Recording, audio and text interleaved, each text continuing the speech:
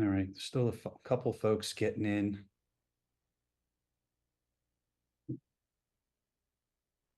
All right, hey everybody, thank you for joining us on Election Day. I know it's a busy day for everybody. I'm Rick Abruzzi with KO Public Affairs. We're working with the State Board of Elections on some of the PR issues, along with Campfire and Henry Falwell, who's on the call as well.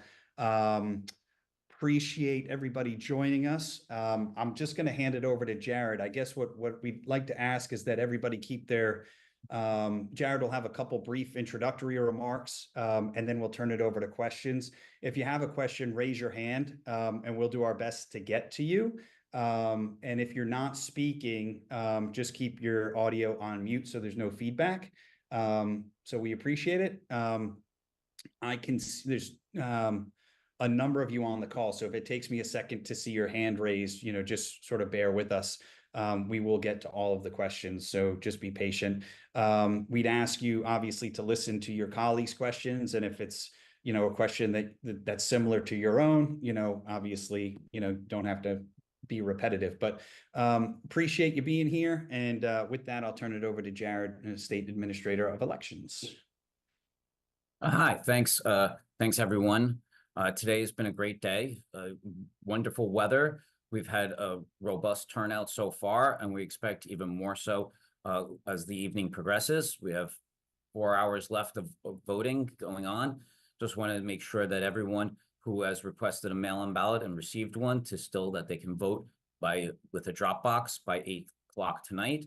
And if you're in line at 8 o'clock, that you'll be able to vote. So one of the things is that we're making sure that every voter has the right to vote, and we're going to count every vote. So we're expecting a heavy turnout as we get towards the end of the night, which will affect the release of the results. So just bear with us, because we want to make sure that all the voters and all the polling places are closed before we release any results. Additionally, if voters are out there, don't just go to the first available polling place. Make sure you go to the correct polling place, because that will help with lines management and making sure you vote the correct ballot, because that's what we want. You want to vote the correct ballot so that it'll be counted fully. But again, it's been a fantastic day. Things are going well, and just open up for questions here. All right, Beatrice, you are first. Could you just, say your news outlet as well, just for Jared's benefit and everyone? I'd appreciate it. Thanks, guys, for having me. I'm Beatrice from ABC News. My question is, I was wondering if you guys have had any election day threats to any poll workers or poll sites. A number of states were reporting that they've gotten swatting incidents. So I was curious if Maryland is one of those states. Right now, I don't want to jinx myself or anything, or the security of our election judges, but things have been going quite well. Civility has reigned supreme in Maryland so far, and I expect to continue that for the next 4 hours as well. Brian? Hey, Jared. Brian Sears, Maryland Matters. Real quick, you mentioned just before you went to questions about advising voters to not just go to the first polling place they see. There's been some reports in College Park and in Burtonsville that there are some unusually long lines because more people are being asked to vote provisional. Is that the reason for your caution? Is that there are more provisional ballots than normal being cast in places like Burtonsville and College Park? Yes. So, the convenience voter is what we kind of call that individual there. They just go right to the first polling place. And, because you're not at the correct polling place, you will be voting a provisional ballot. And, it will increase the length of time and the lines in those facilities. So, be considerate to your other fellow voters. Take the time, visit our website, find your correct polling place. It'll pull up a map and it'll guide you right there. So, please do so to help and mitigate these lines that may develop later on. A quick follow-up question, Jared. Aside from the folks that are causing lines because they're voting provisional. Are there any other problems at polling places that are causing long lines, machines that are down, or other issues with polling places that we need to be aware of? No, everything is, I'm happy to report, we're at the 4 o'clock mark right now, and, voting has been very robust, and I like to see that. And, and everything is, being the way it's supposed to be. Sonia? Hi, I'm Sonia with the Diamondback at the University of Maryland. As mentioned, the polling lines at College Park are absolutely insane right now. What can poll workers do to kind of alleviate the tensions that are forming in line between students? We're working with the local board to kind of facilitate more workers up there to help alleviate those lines, and just the voters, just to be patient. We will process them, and we want to make sure everyone votes and to stay in line, because your voice matters, and make your vote count. So yes, so stay there, be patient, and it will be processed. Thank you. Amanda? Hi, this is Amanda Engel with WMAR2 News. I was wondering if you have any early numbers for how many people you're seeing so far.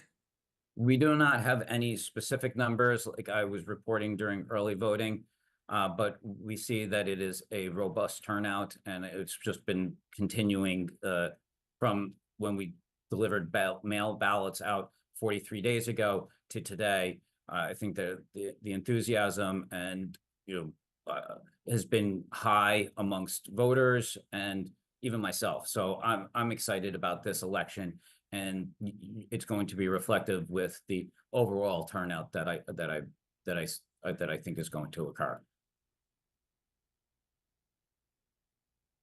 Brian Whitty?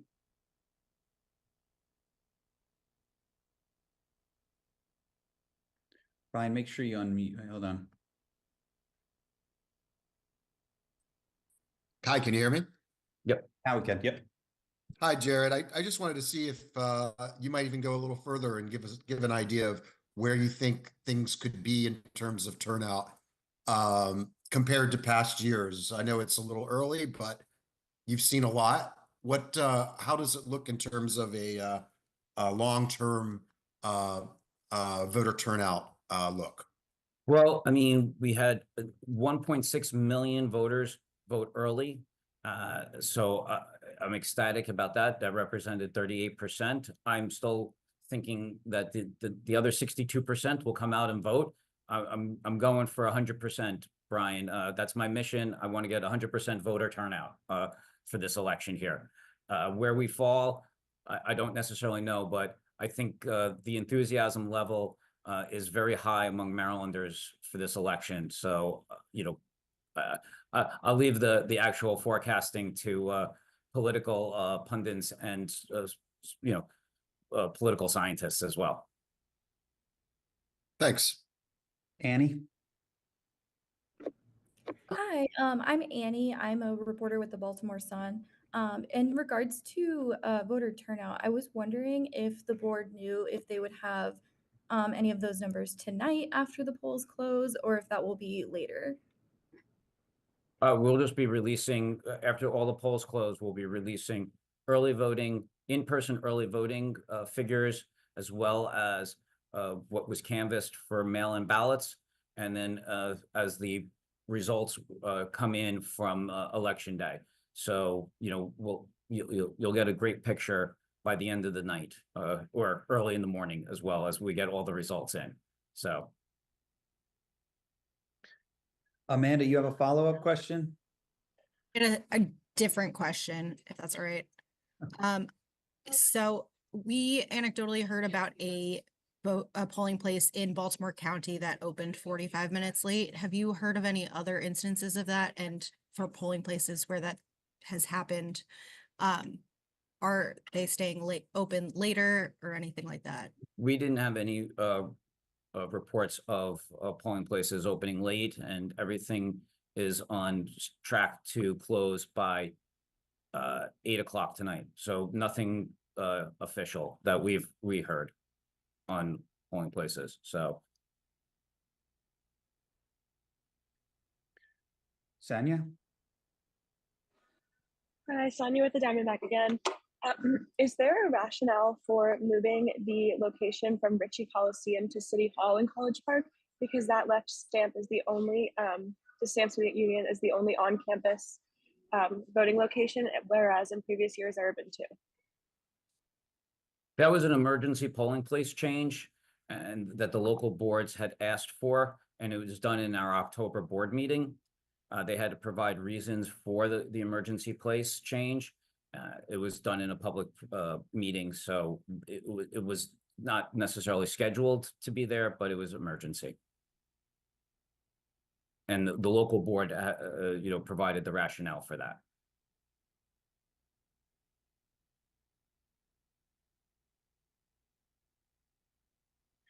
Rob, is your hand up? I can't tell. Okay.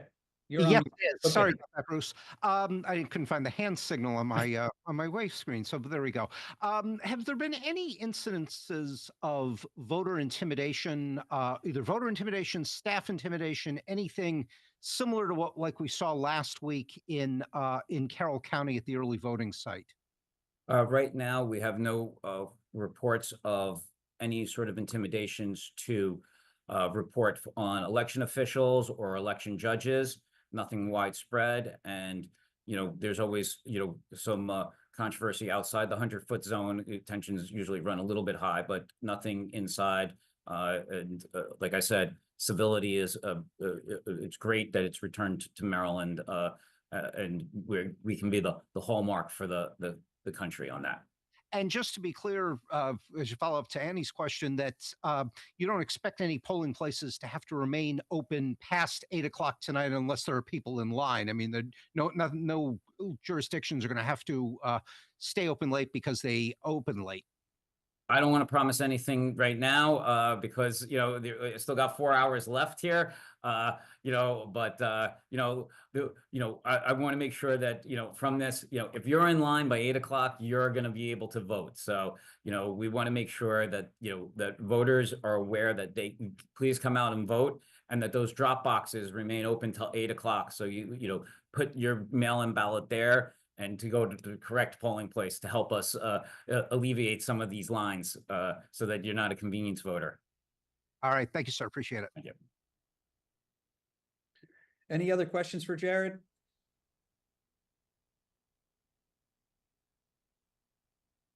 Jared, any closing thoughts here? No, I just want to make sure that everyone, it's been great. I want to get to that 100% voter turnout mark, and weather's been cooperating, and I'm just excited for the next less than 4 hours left. But make sure that every voter comes out and votes. That's my message, and I can't wait. You're not planning any other briefings tonight once the polls close, correct? Anything virtual, anything like that? Just logistic? No. No. Okay, fair enough. Thanks. But obviously, you guys know how to reach us, Yes. and if something changes where we need to do another briefing, we will certainly let you know. And with that, Lori has now raised her hand. Oh, sorry. no, I it's just okay. wanted to know, I know that you're recording this meeting. I just wanted to know, because I came in late, where could I watch the whole thing? We'll get your recording. So we have your email, so we will get your recording once it sort of downloads to our system. Okay, thank you. All right. Well, thanks everyone, and have everyone keep on voting. So thank you. Okay. Thank you, everybody.